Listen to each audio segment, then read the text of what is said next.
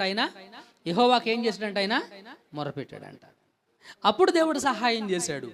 దావీదు నీతిమంతుడే, యథార్థవంతుడే, దావీదులో నిర్దోషం ఉంది, అన్నీ ఉన్నాయి.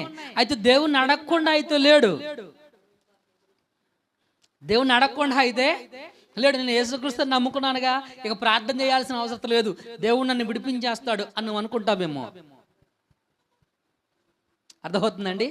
నేను యేసుక్రీస్తుని నమ్ముకున్నాను, నేను దేవుని నమ్ముకున్నాను కాబట్టి ఆయన నాకు సహాయం చేసేస్తాడు, ప్రార్థన చేయాల్సినటువంటి అవసరం లేదు అని మూర్ఖత్వంగా ఉండొద్దు మిత్రులారా.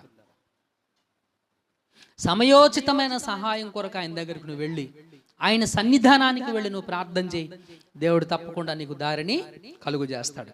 రెండో విషయాన్ని కనుక మనం గమనించినట్లయితే, యేసుక్రీస్తు శోధింపబడినప్పుడు పాపం లేనివాడుగా ఉండడం మాత్రమే కాదు, ఆయన పరిశుద్ధాత్మ నడిపింపుకు విధేయత